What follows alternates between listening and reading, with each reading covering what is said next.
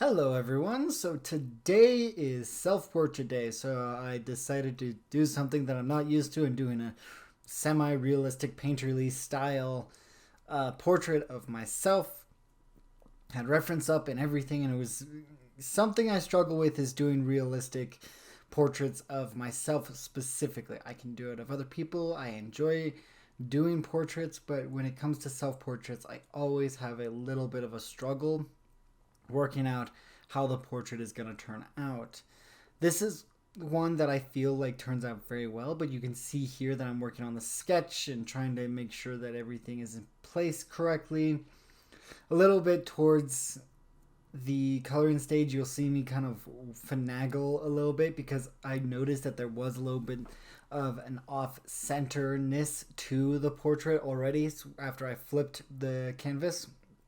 So I fixed that, and now I'm kind of going in on the colors and trying to render things out a little bit more painterly and trying to use some of the painterly brushes that I've downloaded. And as you can see here, I'm working on it, testing out a couple of different ways to figure out what's going on and what would be a good way for me to improve this piece a little bit. But this is one thing that I feel like I may need to work on in the future quite a bit more because I want to enjoy working on my own self portrait a little bit. But doing self portrait day is super fun. I enjoy having that day after doing a month of ink and pen drawings just to get into something with a little bit more color with everything because I did do Inktober quite a bit through the past month and it was enjoyable. And I actually kind of liked the way that this one turned out. I went for one direction and then went back and changed it up a couple of times because I wanted to experiment and try to see which type of vibe I wanted to go for with this year's self portrait. I think last year I did a cyberpunk self portrait, and the year before that was kind of a base self portrait. And I mean, you can check those out. Their videos are up on the YouTube as well. And it's kind of interesting to see the influence that the art that I've done in the past has improved not only my skills in color comp, but also being able to see color theory and how it works with that.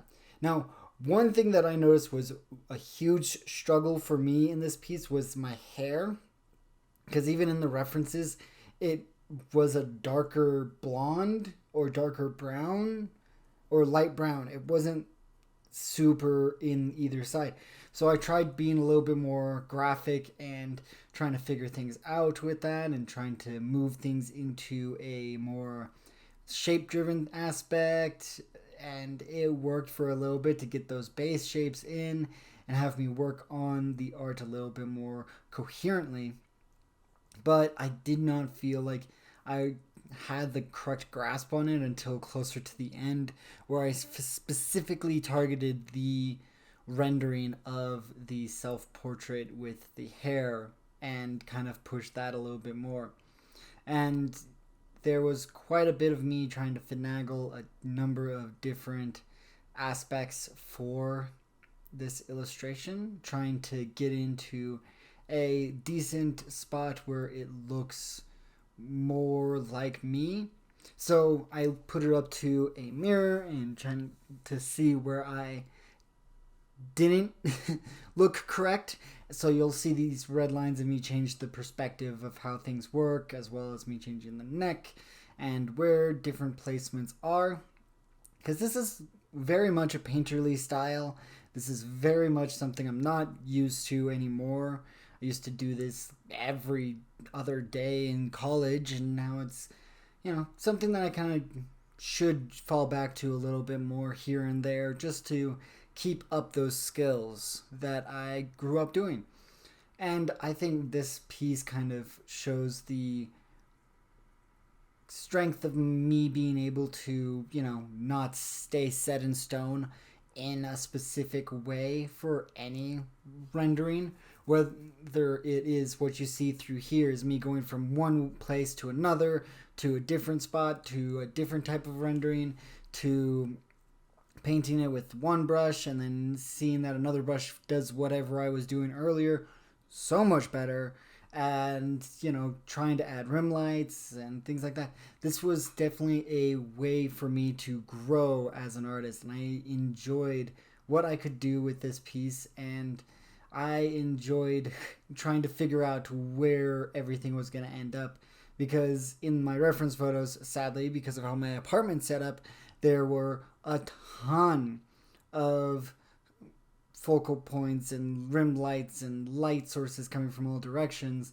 And I think next time, if I do this next year, I'm going to need to have one specific light source so that I'm not trying to mesh with all of them, because that really struggled with making it so the hair was coherent.